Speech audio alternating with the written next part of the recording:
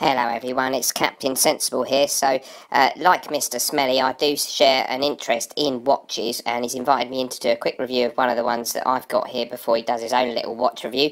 So, this one is a Dammer, a 1963 watch, and this one was actually the second watch ever to go into space. I think the first one was a Seiko, but this was the second one that ever went into space, and unfortunately it didn't work. It fucked up because of the gravity, but never mind. And basically what you've got with this one, the movement is the 9172 SK3, which of course replaced the 9172 SK2 in about April 1974. Now the revolutions, the vibrations per minute is about 64 million, which is a little bit disappointing. I do prefer the 78 million vibration caliber, but I suppose we can't complain really. The price for this one is one of those relatively affordable watches. It's about £35,000, so you can't ask for the world at that price. The timekeeping on this one is actually not bad at all. It loses about 10 seconds a month. I did an extensive test on this one over the course of about a month, and it did lose about 10 seconds in the course of that month. I did lose one weekend during that month because I had a row with the missus and I went out on a big bender, so that may have affected my reading a little bit, but anyway, it's not too bad. The brushing on the case is quite nice. It's a little bit left to right and a little bit north to south, but not quite exactly what I wanted. So having done my research on this one, my overall conclusion that I've come to after testing this watch extensively is that I need to get out more.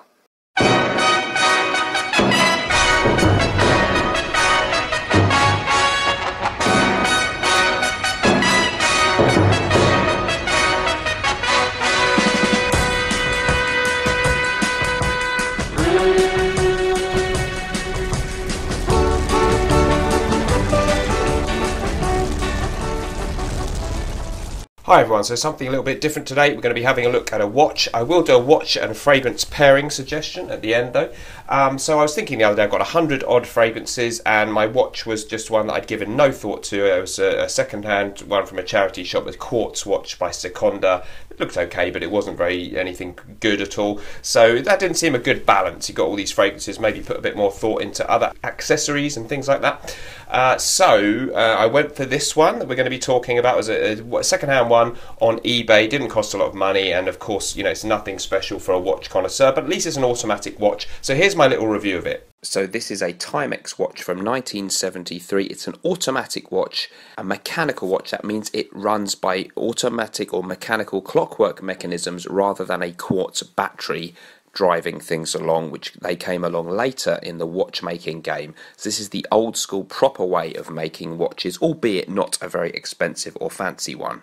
Okay, so let's have a look at this one. My first ever automatic watch. Don't claim to be an expert at all, but I think this one looks very, very tasteful, very nicely done. I love the fact that it's got this little automatic heart beating in it. I don't have any clue how they do that. I don't know about the movement or anything like that, but it's so brilliant that it does that. So you have to move it around a bit. It feeds off the energy of you moving around with your body, and that makes it charge up. So I really like that kind of organic relationship that it has with the wearer, and that's a really fascinating thing. No idea how they do that, but it's brilliant that it actually works after all these years. Don't know if it's been serviced in this time, but I would imagine somebody must have done something to it. But I think they do run and run and run. So there we can see a little bit of a close-up. I love the dial there. It's got all those milliseconds and little subdivisions around the edge.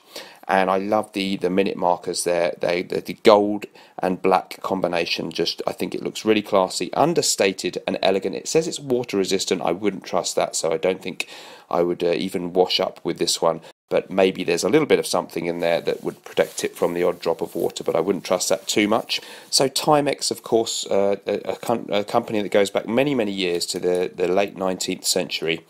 I think in this era, these watches were produced in Great Britain in a factory in Dundee, according to the Urban Gentry a channel who's absolutely brilliant on watches, and I thoroughly recommend anyone interested in watches, check him out. He's a great guy and really knows his watch stuff. So it charges off the energy of you moving around, which I really like, and I find that if I wear it on my left hand, it charges up a little bit, but it does seem to charge up better on my right hand, which is, well, let's just say more active. I use that hand quite vigorously quite a lot, so it seems to sort of get a bit more of a charge off that one.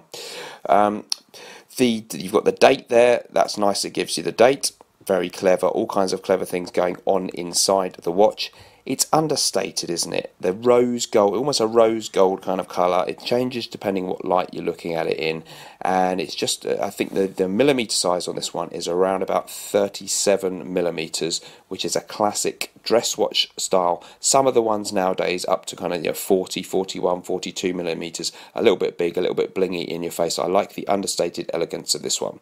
The strap that the seller gave it to me on, I bought it on eBay. Very, very basic brown leather strap, probably nothing special. Some people would look down on it, say, oh, you've got to put a crocodile strap on it.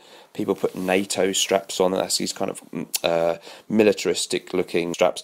I personally think this very minimalist basic strap suits this style of watch really well. Genuine leather there, but yeah, I think it's nothing too fancy. There we can see the back of it, water resistant stainless steel back, lovely, and the crown there, nothing signed or anything fancy. A little bit of dome in the face of the watch, which looks really nice.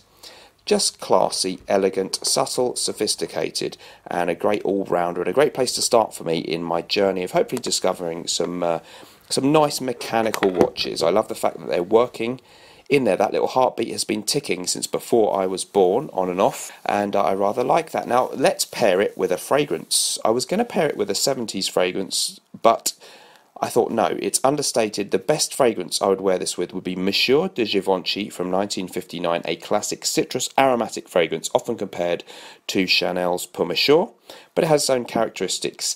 It's got lovely, delicate citrus notes, some wonderful herbal elements within it, a little bit of lavender, and some oak moss in the base. It's a vintage bottle there that I've got, so it's got a little bit, maybe more depth than the reissue version that you got now, but the reissue version that you can get very cheaply now of Monsieur de Givenchy from the Parfums Mythique series from Givenchy is really worth checking out. I have that as well, and I really love it. And I just thought, because of the understated elegance and the timeless classicness of both these, the watch and the fragrance, I thought that would be an ideal pairing. So let me know, guys, any of you into watches, what should I get next? This was a real starting place. It cost me £44 delivered on eBay. I think that was a good deal. But what should I get next? I know there's a whole world out there. I don't want to waste loads of money, but I would like to have 2 or 3 really nice watches, and this was a good place to start. So my combination, Monsieur de Givenchy with my classic Timex 1973 automatic watch. Remember, guys, whatever you're doing in life, let's project. See you in the next video. Bye-bye.